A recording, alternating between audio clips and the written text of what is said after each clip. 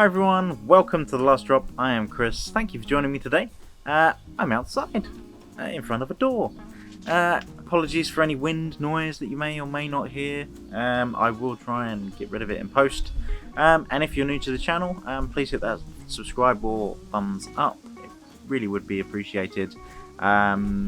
This is one of many whiskey diaries where I share with you what I have been drinking over the past month.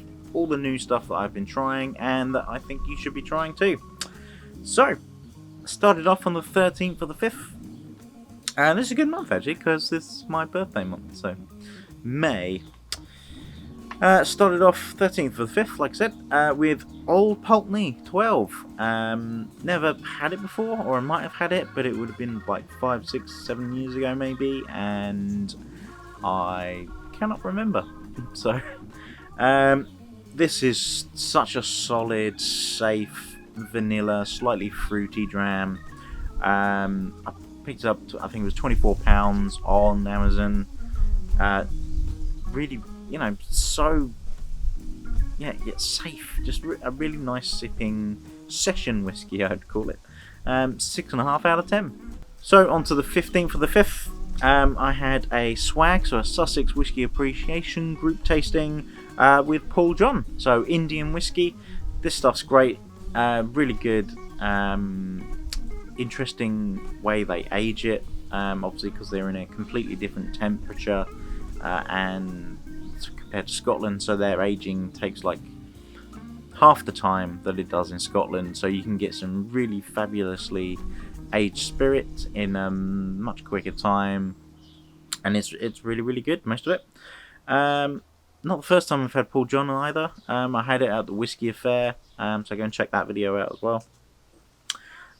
First up we had Brilliance, which was brilliant. 46% vanilla, slight spices going on, 7 out of 10.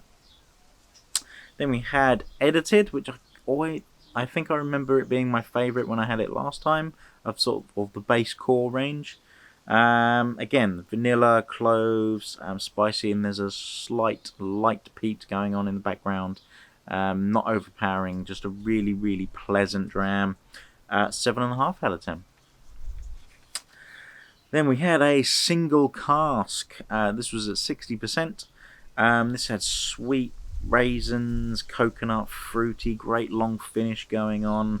Really nice actually. 8 out of 10. Next up we had their, I think it's core, the Oloroso cask finish. So this was dried fruit, nutty, fresh sherry going on. Very much reminiscent of that sort of Oloroso kick that you normally get. Again, really nice. 8 out of 10. Next up we had the PX, so the Pedro Jimenez cask finish. This was sweet, a bit one-dimensional for me. I didn't find as much depth as maybe the Oloroso or the single cask. So I dropped this down a half a point and gave it 7.5 out of 10. So next up we had the Peated. I do like my peat. It's really good. This was not heavy peat though. It's quite balanced. Had a sort of a minty note as well going on. Not quite sure where that was coming from, but a really nice peated whiskey. But again, 7.5 out of 10. So Paul John, really good stuff. They're all over 7s as far as I'm concerned. Good, solid. I'd really happily have a bottle of them. So skipping ahead to the 26th of the 5th. Was a London Whisky Club tasting, and it was Hazelburn and Longrow. So the two either side of Springbank. So they're heavily peated stuff and they're unpeated stuff, and which is also triple distilled. Great evening. Some really nice drams in here. Again, stuff coming out of Springbank, anything coming out of Campbelltown. Really, I mean, you can't go wrong with. But yeah, we started off with, and I've done these in the wrong order in my book, so bear with me. An 8-year-old OB bottling, 46%. So this was sweet, syrupy, vanilla going on, orchard fruits. So very much a standard safe bottling of Hazelburn. I gave this 7.5 out of 10. It was hotter. I found it hotter than the ABV suggested, really. So even though it was down at 46%, it was still quite hot on the palate. Interesting. We then had a 8-year-old Sauternaise finish, 55.9%. This was sweet, had a cognac element to it. Barrel char was going on in there, so a smoky element, even though it's Hazelburn. Possibly some transfer of, spirit in the still, maybe. We don't know. Buttery honey going on in there as well. Really, really good. 8.5 out of 10. Then we had a 9-year Barolo finished Hazelburn, 57.9%. This was hard-boiled sweets, quite dry, grassy hay, dried fruits again coming through. 8 out of 10 for this one. So following on from the Hazelburn, the next three were Longrow. So we started off with an 18-year-old, originally bottled, 46%. This was peat, not heavy peat. It was quite a classic bourbon cask finish bottling of it.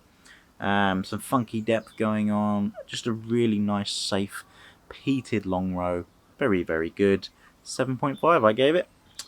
Next up, 11-year-old Rundlets and Kilderkins bottling of Longrow. 51.7%. This is done in small casks to get that aging going, I guess. This had peaty funk going on, toffee, fudge, lingering peat on the finish with some burnt toffee apple going on in there as well. Really, really nice. 8 out of 10. Then the final Longrow of the evening was a 7-year-old Gaia Barolo cask. If you're not aware, Longrow actually do a red wine finished sort of standard release, I guess, every year. The Longrow really does pair well with red wine cask finish, so this was well up my street, and really, really is fine, lovely balanced. But yeah, you get that winey note, sort of summer fruits going on, peat as well, bold, very bold, very fruity, and really, really nice. And that's got a 9 out of 10 because yeah, that was my. Between that and the second Hazelburn, the Sauternaise finish, very, very good, those two. So yeah, Sauternaise for the Hazelburn win, and then the Gaia Barolo for the Longrow win. And that was it. Quite a short month regards to trying new whiskey in May.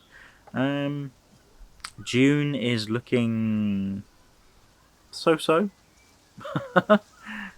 Not too much going on either. I think I've got a Loch Lomond and something else going on. I can't remember what it is off the top of my head, but never mind. So yeah, thank you for joining me. If you enjoyed these, yeah, I'll try and continue doing them. Please hit that like and thumbs up and subscribe and all that other jazz. And that is the last drop.